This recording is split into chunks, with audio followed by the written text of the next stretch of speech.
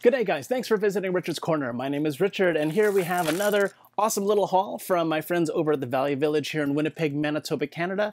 I've got a variety of good things in here, including I see a Masters of the Universe figure in here. I see a Gingerbread Man from Shrek. I see an old school pinball game. I think I have an April O'Neil from Teenage Mutant Ninja Turtles.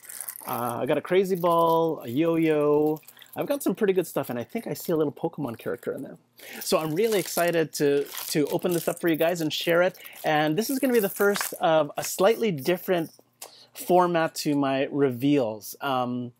You'll see what I mean when we get to it. So I hope you enjoy this format. Please leave me feedback below so that I can continue to evolve Richard's Corner and show you my thrifty treasures here. But let's see what we've picked up today, and I hope that you enjoy how I do my reveals today. So as you can see, we have our haul here, and we've got a lot of cool generic-y items as well as some really neat, very recognizable chase figures as far as this package goes. I think what I'm going to do is going to start with the generic stuff. Now, these pop-up toys are very reminiscent of, see if I can get it to work here. Let's see if I can reset it here. So basically, the idea of the game, this is a spring-loaded game with a bendable arm here. And basically, the hammer hits the ball over and you try to get points. And you try to get the points into either the wheel up here or into the little slots here, and then the highest point will win. It looks like this is kind of a basketball game. Now, these ones are more party favorite toys. There's no real value as far as collectible, but this really speaks to my childhood because back in the day, in the 70s and late 70s, early 80s, I mean, this is just the kind of amusement that you had. You didn't have electronics, you didn't have iPads and everything. This was basically your entertainment. So all of these little spring-loaded games, like, it really speaks to my childhood. So I've got a really, really nice pinball spring-loaded game there. That's really cool. That's very much nostalgia for me there. So moving on with the haul here, we've got these very generic party favor kind of things. Like we've got this awesome Crazy Ball, which I'm always a fan of, but a very dangerous kind of thing to play inside. But really high density balls are just fun to play with outside. I'm going to put that right there next to General Custer. Yeah. So we've got this generic yo-yo too. The plastic yo-yos don't usually spin as well as the wooden ones. So this probably will go back to donations, but in fairly good condition though. So that's a nice yellow and blue yo-yo.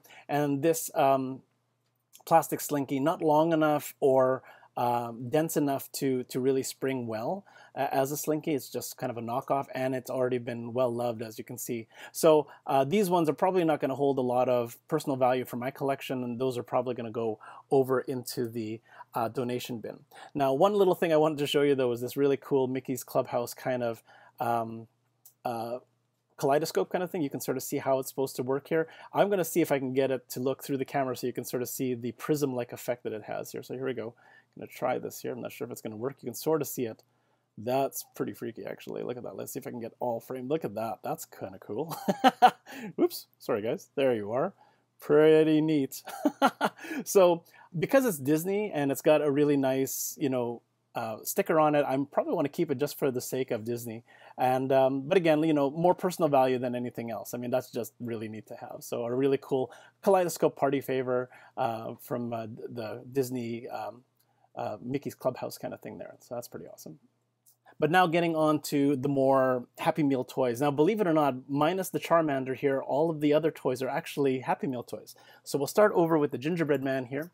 This is actually from Shrek the Third. This is toy number 5 in the McDonald's Happy Meal series, Gingerbread Man. Now, I'm not sure what the premise of this particular toy was. It's got the Shrek logo there, as you can see. I love the textured look to him, although this is very bobblehead style, and I'm not sure what that was supposed to do. And whether or not it was something was supposed to pop up or if his head was supposed to fall off or what.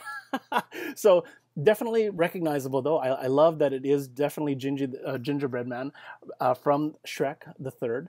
But again, I have no idea how the toy works. So, but I do love just the color palette and the icing details and the cookie texture, which is really cute. So a really nice find, I think. McDonald's Happy Meal, DreamWorks, Shrek the Third, Gingerbread Man. This is number 5 from that toy series. Being a fan of Pops in general, this is not a Pop, this is a McDonald's toy. This is actually Sherman from Peabody and Sherman, the motion picture from 2014. And I love that Sherman's got the bobblehead style thing. I think it really, I don't know if, oh, it is a spring. Okay, yeah, I can feel that. You can just sort of feel the spring there. So this is a 2014 5-inch figure from Mr. Peabody, the movie. And this is Sherman, the boy that adopts the dog who has infinitely more intellect than poor little Sherman here. And he gets into all kinds of trouble in the movie, going back in time and creating multiples of himself. It's really amusing. But I love the bobblehead style figure, which is really cool. I love his hairdo. I love the way that they colored him, very true to the animated counterpart. And I love his expression. Like, that is just a really nice looking figure. Even his glasses are really well done, even if it's a molded kind of, you know, right onto his head there. So very, very awesome 2014 McDonald's toy from Mr. Peabody, the motion picture. This is Sherman. So in 2001, 2002, there was a bunch of Lilo and Stitch Happy Meal toys as well. This is number 8 in that series, and this is David, the nice man who tries to help out Lilo take care of Stitch. And this is also bobblehead style, although it's not a spring, it's sort of like on a pivot, and he does kind of like the hula, which is kind of cute. I love the Hawaiian shirt on him, nice blue and yellow with the yellow Hawaiian shorts, bare feet, no articulation. Oh, his head does move though, that's kind of cool.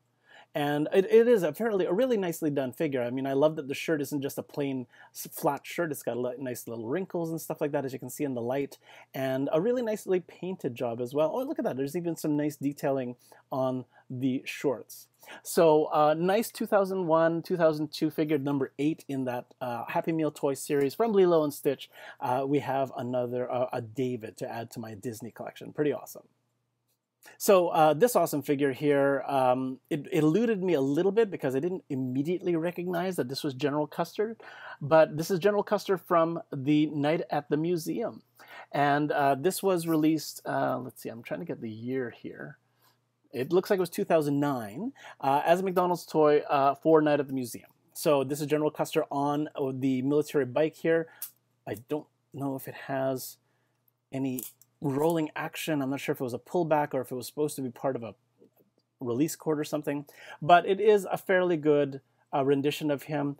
It's hard to put enough detail in the face to make it look like Robin Williams, who played General Custer in the movie, but the character itself, if you watch the movie, then it's kind of recognizable. So this was, again, 2009. General Custer was number 8 in that McDonald's Happy Meal series from Night in the Museum. General Custer on this awesome military bike right there. Nice find though. I think that's a really cool figure. Now this generic shark thing isn't so generic actually. If you look online, you might actually find that this is actually from Saban's Power Rangers from 2013. This is actually the Shark Megazord, and this was released as a Happy Meal toy from McDonald's. This was toy number 2 in that series, and yeah, this is the Shark Megazord. So this is one of the big robot vehicles that the Power Rangers would operate. So a really nice figure. I love the look of him being clearly a robotic shark. A little bit minimalistic on the detailing as far as the body is concerned. You don't see a lot of extra little mechanical detailing in it, just in the scales up front here. Although the paint job is fairly well done though. The eyes are nice and orange. I've got a nice contrasting yellow on side there. A fairly decent figure. It's a little bit plain for my own taste, but still in really good condition. I'm not sure what the premise of the toy was supposed to do. It seems to have some sort of latch over here, so maybe it was part of a bigger, like it was supposed to attach to something either for display or whatnot. But this was a 2013 McDonald's Happy Meal toy from Saban's Power Rangers. This is the Shark Megazord right there. At first glance, I actually thought that this may have been an April O'Neil figure because the hairstyle is about the same and everything like that, but she's very anime looking. And this is not April O'Neil from Teenage Mutant Ninja Turtles. This is actually from Yu-Gi-Oh! And it actually becomes a bracelet. And she has the card launcher here. So this is actually Jaden Yuki. And this is actually toy number 1 from the 2006 McDonald's Yu-Gi-Oh! Happy Meal toys.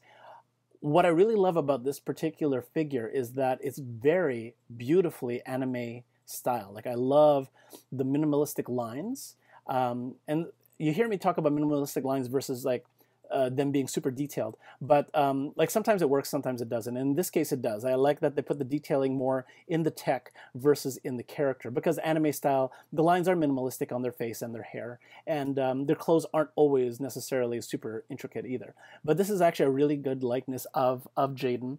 Again, this was toy number 1, 2006 Yu-Gi-Oh toy, Jaden Yuki from the Happy Meal series back then for Yu-Gi-Oh. Look at that. That is awesome. Look at that expression.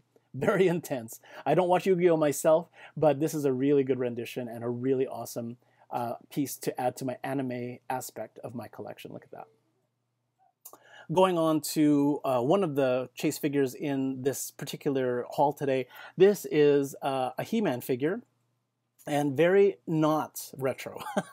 You can sort of see that weird slouch that he's sort of positioned in, which makes him very hard to pose properly. Like it just looks like he's just slouching, which is really odd. But I have to say that this redone HeMan isn't bad. I mean, it doesn't quite speak to the childhood that HeMan that I grew up with, watching it on beta and on VHS, but it still captures the essence of him. This redone HeMan was actually released in 2003 as a this is actually a McDonald's toy, believe it or not, and he's got this spring-loaded swordy action there. So he would technically have a sword in his hand. But I have seen this loose as well, right? So yeah, the 4.5-inch figure.